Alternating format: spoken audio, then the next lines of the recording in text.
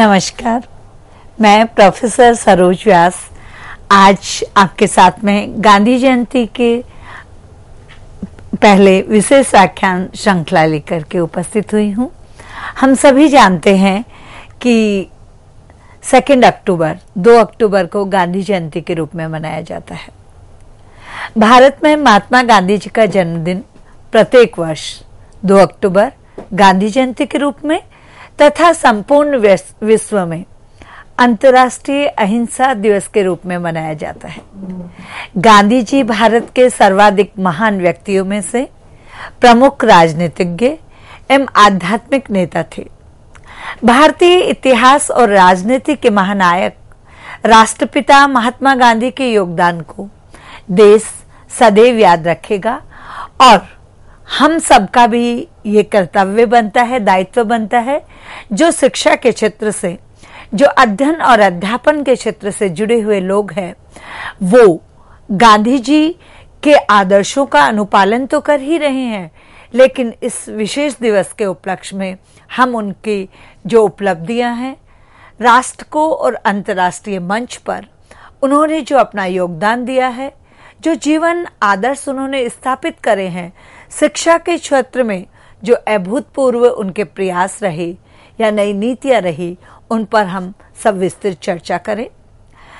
हम विस्तार से चर्चा करने से पूर्व हमें उनके प्रारंभिक जीवन यात्रा के बारे में थोड़ा सा विचार विमर्श कर लेना चाहिए। गांधी जी का प्रारंभिक जीवन परिचय। महात्मा गांधी का जन्म गुजरात के पोरबंदर में 2 अक्टूबर 1869 को हुआ। आप सभी जानते हैं उनके पिताजी का नाम करमचंद गांधी तथा माताजी का नाम पुतलीबाई था। ब्रिटिश शासन के समय इनके पिता पोरबंदर, राजकोट एवं बाकानेर के दीवान रहे। महात्मा गांधी जी का असली नाम मोहनदास और पिता का नाम करमचंद गांधी था, जिसके कारण इनका नाम मोहनदास करमचंद गांधी पड़ा। गांधी जी 3 भाइयों में सबसे छोटे थे। माता पुतलीबाई धार्मिक महिला थी, जिनका गांधी जी के व्यक्तित्व पर गहरा प्रभाव पड़ा, या मैं ये कहूं कि गांधी जी अपनी मां से बहुत ज्यादा प्रभावित थे, तो कोई अतिशयोक्ति नहीं होगी। गांधी जी का पालन पोषण वैष्णव मत को मानने वाले परिवार में हुआ। उनके जीवन पर भारतीय जैन धर्म का गहरा प्रभाव पड़ा, जिसके कारण वह सत्य एवं अहिंसा में अटूट विश्वास करते थे और अपने जीवन के संपूर्ण काल में उन्होंने सत्य और अहिंसा का अनुसरण किया, उसका पालन किया और उसका प्रचार प्रसार किया। गांधी जी के जीवन के प्रारंभिक परिचय के बाद हम गांधी जी का जो वैवाहिक जीवन है उस पर भी एक दृष्टि डालना चाहेंगे। गांधी जी का विवाह सन 1883 में मात्र 13 वर्ष की आयु में कस्तूरबा जी से हुआ। बाद में लोग उन्हें प्यार से बा कहने लगे। गुजराती में बा मां को कहा जाता है। कस्तूरबा जी विवाह से पहले निरक्षर थी, यानी वो पढ़ी लिखी नहीं थी, उन्हें अक्षर ज्ञान नहीं था, शिक्षित भी नहीं थी और साक्षर भी नहीं थी। विवाह के उपरांत गांधी जी ने उन्हें लिखना पढ़ना सिखाया और कस्तूरबा गांधी एक आदर्श पत्नी थी, जिन्होंने गांधी जी के प्रत्येक कार्य में उनका साथ दिया। वर्ष 1885 में गांधी जी की पहली संतान ने जन्म लिया, किंतु जन्म के कुछ समय पश्चात ही उनका निधन हो गया, यानी गांधी जी और कस्तूरबा के पुत्र नहीं रहे, उनका देह अवसान हो गया। गांधी जी की प्रारंभिक शिक्षा। गांधी जी की प्रारंभिक शिक्षा पोरबंदर में हुई। पोरबंदर से उन्होंने माध्यमिक स्कूल तक की शिक्षा प्राप्त की। तदुपरांत पिता का स्थानांतरण राजकोट हो जाने के कारण आगे की शिक्षा उन्होंने राजकोट से प्राप्त करी। गांधी जी ने वर्ष 1887 में राजकोट हाई स्कूल से 10वीं की परीक्षा उत्तीर्ण की और उसके बाद भावनगर के श्यामल दास कॉलेज में प्रवेश लिया। घर से दूर रहने के कारण वह अपना ध्यान पढ़ाई में केंद्रित नहीं कर पाए और अस्वस्थ होकर वापस पोरबंदर लौट आए। ये उनकी प्रारंभिक शिक्षा और माध्यमिक शिक्षा के बारे में हमने चर्चा की। उच्च शिक्षा के लिए गांधी जी विदेश गए। गांधी जी की उच्च शिक्षा के लिए 4 सितंबर 1888 को इंग्लैंड के लिए रवाना हो गए। वहां जाने के बाद उन्होंने पढ़ाई को गंभीरता से लिया और मन लगाकर अध्ययन करने लगे। यानी गांधी जी की जो प्रारंभिक शिक्षा और माध्यमिक शिक्षा है, वहां गांधी जी, यदि मैं ये कहूं कि बहुत ज्यादा मेधावी छात्र के रूप में नहीं जाने जाते तो गलत नहीं होगा, लेकिन गांधी जी जब उच्च शिक्षा के लिए विदेश गए तो वहां जाकर के उन्होंने अपनी पढ़ाई, अपने अध्ययन को बहुत ही गंभीरता से लिया और मन लगाकर अध्ययन करने लगे।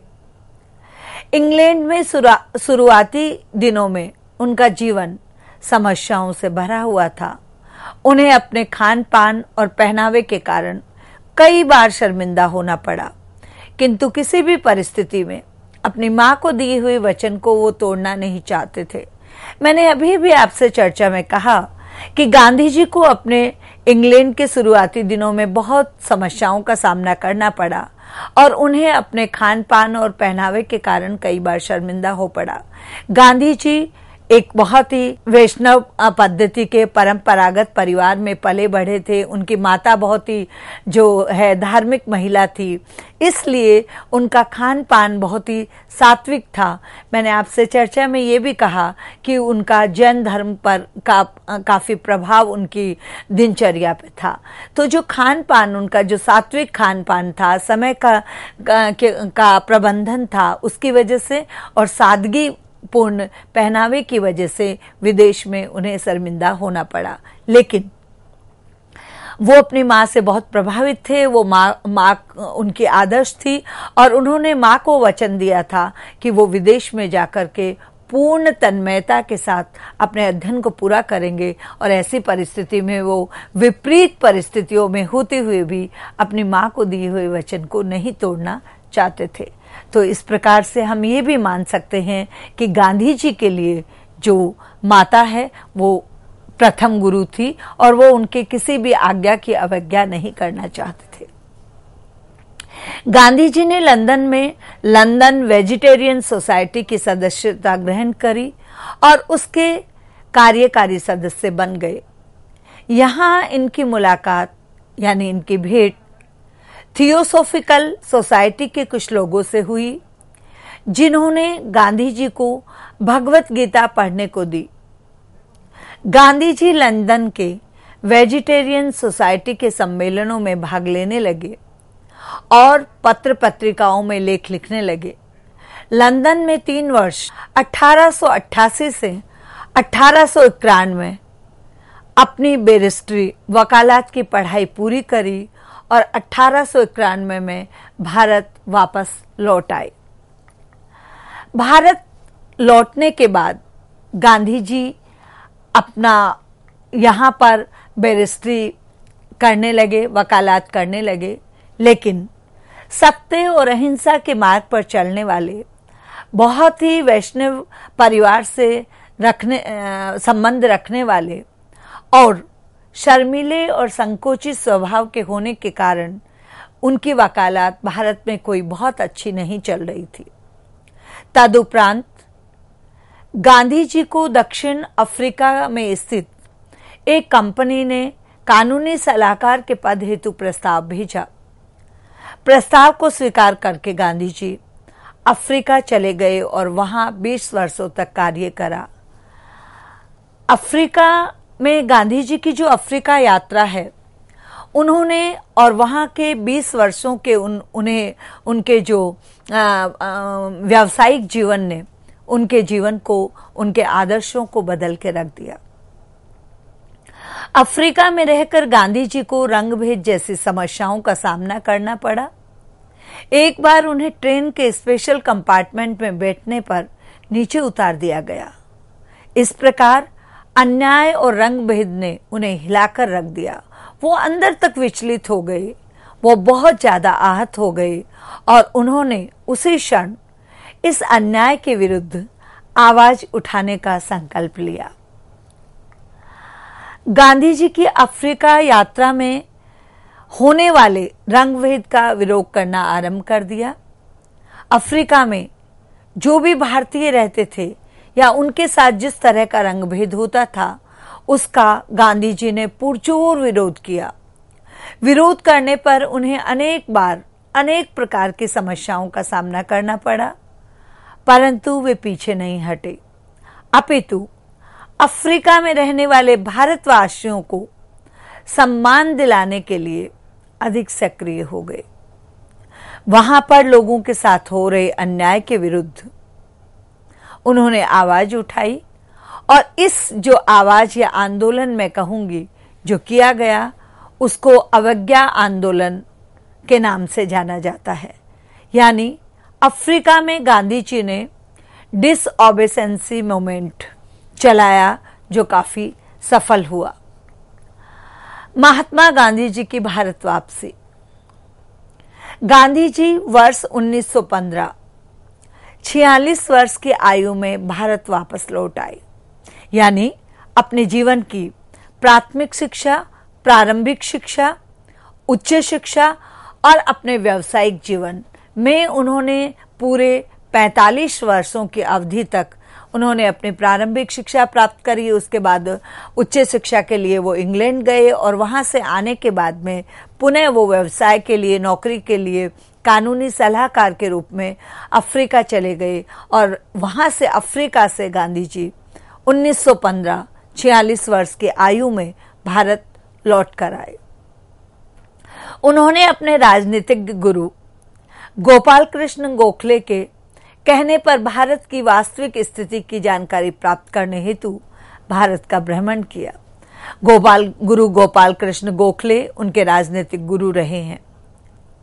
वर्ष 1916 में गांधी जी ने अहमदाबाद में साबरमती आश्रम की स्थापना करी। फरवरी 1916 में ही गांधी जी ने पहली बार बनारस हिंदू विश्वविद्यालय के मंच पर भाषण दिया और इस भाषण की पूरे भारत में चर्चा हुई। यानी 46 वर्ष की आयु में अपने गुरु गोखले जी के कहने पर उन्होंने पहले भारत की वास्तविक स्थिति जानने के लिए भारत का भ्रमण किया, साबरमती आश्रम की स्थापना करी और तदुपरांत बनारस में उन्होंने पहली बार बनारस हिंदू विश्वविद्यालय के मंच पर भाषण दिया और जिसकी बहुत चर्चा हुई और बहुत प्रशंसा हुई। ये कुछ गांधी जी के जीवन की मुख्य चीजें थी। उनका जन्म, उनका जीवन परिचय, उनका वैवाहिक विवाह किसके साथ हुआ, उनकी धर्म पत्नी कौन थी, कैसी थी, उसके बाद में उनका अध्ययन उन्होंने कहाँ से प्राप्त किया, अध्ययन में उन्हें किस तरह की परेशानियों का सामना करना पड़ा, उन्होंने व्यावसायिक शिक्षा किस क्षेत्र में प्राप्त करी और उनकी जो नौकरी है या व्यवसाय है वो कहाँ से हुआ और कितने वर्षों तक वो विदेश में रहे। और भारत लौट करके आने के बाद जब वो 1916 में भारत लौट करके आ गए तो आगे का जो उनका एजेंडा है या आगे के उनके उद्देश्य है जीवन के, या राष्ट्र को समर्पित करने के लिए, शिक्षा को समर्पित करने के लिए, परिवार को देने के लिए उनकी योजनाएं क्या थी, इस पर हमने विस्तृत चर्चा करी। क्योंकि हम ये जो व्याख्यान है वो गांधी जयंती के उपलक्ष्य में हम इस पर विचार विमर्श और चर्चा कर रहे हैं, तो नितांत ही आवश्यक हो जाता है कि गांधी जी के द्वारा जितने भी प्रमुख आंदोलन किए गए हैं, जितने भी मूवमेंट चलाए गए हैं, उन मूवमेंट्स के बारे में भी एक बार विस्तार से चर्चा कर लेना प्रासंगिक रहेगा। सबसे पहला आंदोलन अभी हमने चर्चा करी कि 1916 में गांधी जी भारत लौट के आए थे अफ्रीका से और 1917 में उन्होंने अपना पहला जो प्रमुख आंदोलन है उसमें पहला आंदोलन उन्होंने करा और इस आंदोलन को नाम दिया गया चंपारण और खेड़ा सत्याग्रह आंदोलन। 1917 गांधी जी को सबसे अधिक लोकप्रियता चंपारण और खेड़ा सत्याग्रह आंदोलन में प्राप्त हुई। चंपारण और खेड़ा के जमींदार अंग्रेजी हुकूमत का संरक्षण होने के कारण निर्धन और गरीब किसानों का शोषण कर रहे थे।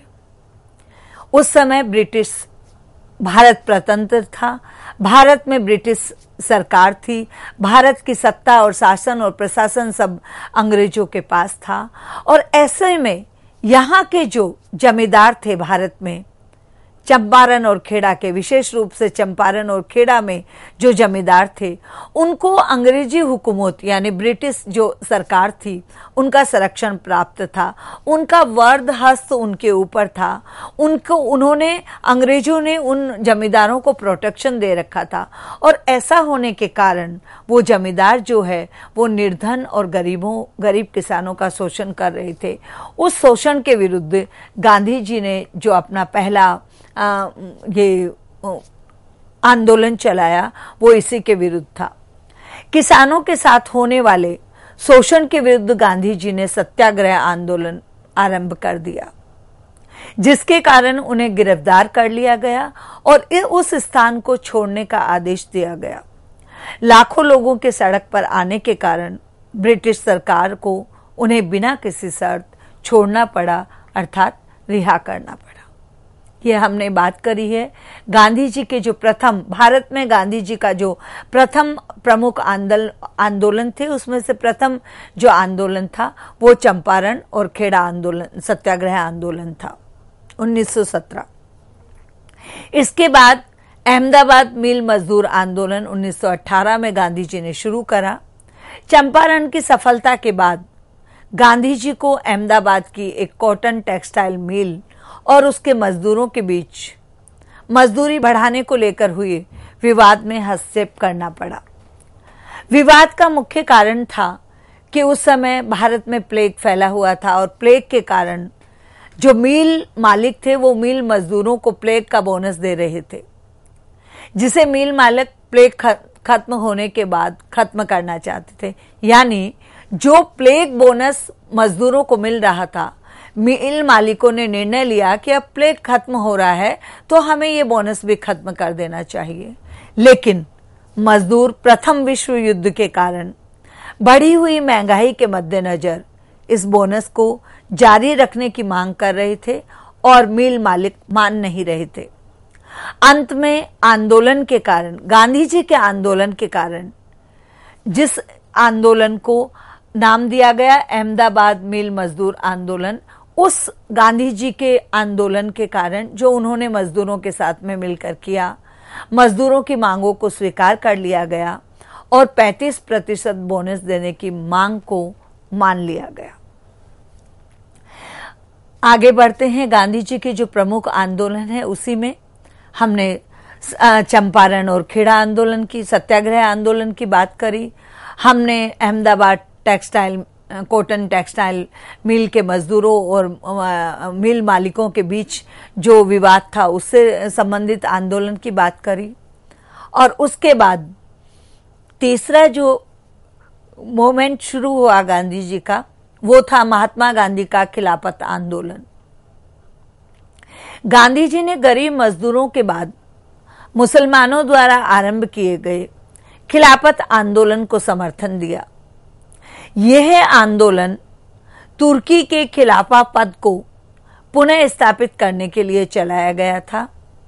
गांधी जी ने इस आंदोलन में सम्मिलित होकर हिंदू और मुस्लिम दोनों का विश्वास जीत लिया और यह आंदोलन महात्मा गांधी जी के असहयोग आंदोलन की नींव के रूप में जाना जाता है।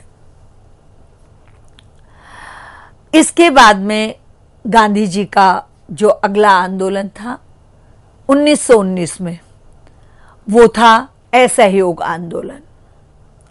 रोलेट एक्ट का विरोध करने के लिए 13 अप्रैल 1919 को वैसाखी के दिन अमृतसर के जलियांवाला बाग में एक सभा का आयोजन किया गया। जनरल डायर नाम के ब्रिटिश अधिकारी ने बिना किसी कारण निर्दोष लोगों पर गोलियां चलवा दी, जिसमें वहां उपस्थित 1000 से अधिक लोग मारे गए एवं 2000 से अधिक लोग घायल हुए। इससे गांधी जी को बहुत बड़ा आघात लगा इस घटना का विरोध करने के लिए गांधी जी ने शांति एवं अहिंसा का मार्ग चुना और विरोध में असहयोग आंदोलन चलाया। असहयोग आंदोलन का अभिप्राय है किसी का सहयोग नहीं करना, सरकारी नीतियों का, सरकारी नियमों का, सरकारी वस्तुओं का, सरकारी जो भी चीजें थी, यानी ब्रिटिश सरकार के द्वारा जो भी नीति, नियम, सिद्धांत या वस्तुएं जो भी थी, उनके प्रति असहयोग कर देना, उन्हें नहीं मानना, उनकी अवज्ञा करना और उनकी अवहेलना करना और उन्हें छोड़ देना, ये असहयोग आंदोलन के रूप में चलाया गया। तदुपरांत सविनय अवज्ञा आंदोलन, जिसे हम दांडी यात्रा या नमक आंदोलन भी कहते हैं, यह 1930 में चलाया गया। महात्मा गांधी ने इस आंदोलन के अंतर्गत ब्रिटिश सरकार द्वारा बनाए गए नियमों का पालन न करने का निर्णय लिया था। ब्रिटिश सरकार के नियमानुसार कोई भी व्यक्ति अथवा कंपनी नमक नहीं बनाएगी।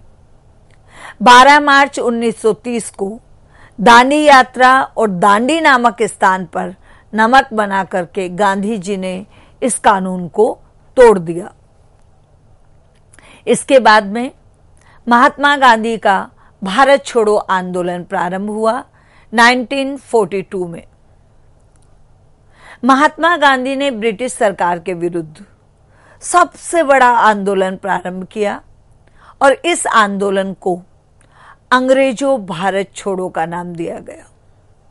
हालांकि इस आंदोलन में गांधी जी को कई बार जेल भी जाना पड़ा, परंतु देश के युवा कार्यकर्ताओं, हड़तालों और तोड़फोड़ के माध्यम से इस आंदोलन को चलाते रहे। इस आंदोलन को दबाने में सरकार को कम से कम 1 वर्ष का समय लग गया। ये कुछ गांधी जी के प्रमुख आंदोलन है जो उन्होंने 1916 में भारत लौट करके आने के बाद में, भारत वापसी के बाद में, जब उन्होंने भारत का भ्रमण कर लिया अपने राजनीतिक गुरु गोपाल कृष्ण गोखले जी के कहने पर, और 1916 में जब अहमदाबाद में साबरमती आश्रम की स्थापना कर ली तथा हिंदू विश्वविद्यालय के मंच से जब भाषण दिया, उसके बाद उनके ये प्रमुख आंदोलन शुरू हुए, जिस पर अभी हमने विस्तार से चर्चा करी कि आंदोलन के चलाए जाने के पीछे समस्या क्या थी और आंदोलन के द्वारा शांतिपूर्वक अहिंसात्मक रूप से किस प्रकार से उसका समाधान निकला। मैं पुनः एक बार इसको दोहरा देती हूँ। गांधी जी का जो प्रथम आंदोलन था वो था चंपारण और खेड़ा सत्याग्रह आंदोलन, जो 1917 में चलाया गया। गांधी जी का दूसरा आंदोलन था अहमदाबाद मील मजदूर आंदोलन, जो 1918 में चलाया गया। ये कॉटन टेक्सटाइल मिल के मजदूरों और मालिकों के बीच में था। तीसरा आंदोलन था खिलाफत आंदोलन, जो मुसलमानों के द्वारा चलाया गया जो एक आंदोलन था कि वो अपने जो आंदोलन में तुर्की के खलीफा के पद को पुनः स्थापित करना चाहते थे। इसमें उन्होंने मुसलमानों का साथ दिया और यहाँ पे उनका असहयोग आंदोलन की नींव पड़ी। तदुपरांत 1919 में असहयोग आंदोलन का आरंभ हुआ और ये रोलर एक्ट के विरोध में था। 1919 के आंदोलन के बाद अगला जो गांधी जी का आंदोलन था वो सविनय अवज्ञा आंदोलन, दांडी यात्रा या नमक आंदोलन के नाम से हम इसको जानते हैं। वो जो सरकार ने कहा था कि कोई भी व्यक्ति या कंपनी नमक नहीं बनाएगी, उस अधिकार, उस जो आदेश है, उस आदेश के विरोध में ये चलाया गया था। और ये क्योंकि दांडी नामक स्थान पर नमक महात्मा गांधी ने बना करके कानून तोड़ा था, इसलिए इसको दांडी यात्रा का नाम दिया गया। ये दांडी यात्रा का नाम से जाना जाता है, जिसे सरकार के विरुद्ध में जो उनका निकाला गया था कि कोई नमक नहीं बनाएगा, उसके विपरीत।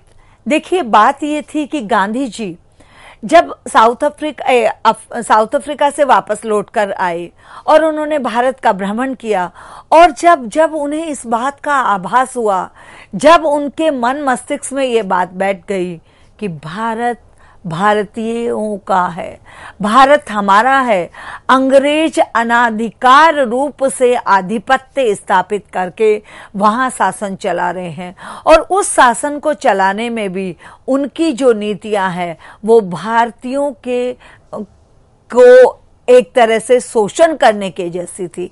इसलिए उन्होंने समय समय पर विभिन्न प्रकार के आंदोलनों के द्वारा और अंग्रेजों का विरोध किया, और उनका जो अंतिम, एक तरह से मैं कहूंगी अंतिम ही कहूंगी, आखिरी जो उनका आंदोलन था वो अंग्रेजों भारत छोड़ो आंदोलन 1942 में शुरू हुआ, जिसमें भी उनको कई बार जेल जाना पड़ा, लेकिन उनके कार्य जो करता है उन्होंने उनका साथ दिया। और महात्मा गांधी जी की जो मृत्यु है वो 30 जनवरी 1948 को शाम 5:17 पर नाथूराम गोडसे नामक व्यक्ति एवं उनके सहयोगी गोपाल दास ने बिरला हाउस में अहिंसा के पुजारी महात्मा गांधी जी की गोली मारकर हत्या कर दी। गांधी जी को 3 गोलियां मारी गई थी और उनके मुख से अंतिम शब्द निकले, हे राम, और इन्हीं शब्दों के साथ उनके प्राण पखेरु उड़ गए और उनकी जो आत्मा है वो ब्रह्मांड में विलीन हो गई।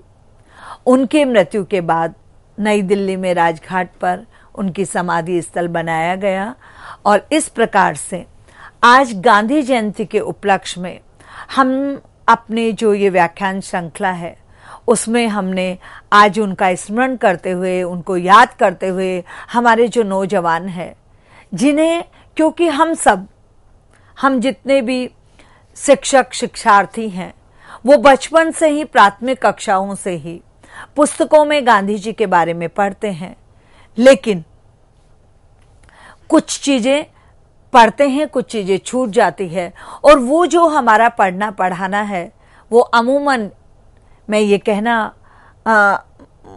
स्वीकार करूंगी कि वो अमूमन केवल परीक्षा के दृष्टिकोण से पढ़ा जाता है। लेकिन गांधी जयंती पर आज हम गांधी जी को याद करते हुए उनके जीवन के बारे में हमने ये विस्तृत चर्चा करी, और अब आगे का जो हमारा व्याख्यान इसी से संबंधित होगा उस पर हम गांधी जी की शिक्षा, गांधी जी के दर्शन और गांधी जी के जीवन की जो महत्वपूर्ण घटनाएं या सूचनाएं हैं उस पर विस्तार से चर्चा करेंगे। इसी के साथ गांधी जयंती पर आप सबको शुभकामनाएं देते हुए मैं अपनी वाणी को विराम देती हूँ। धन्यवाद।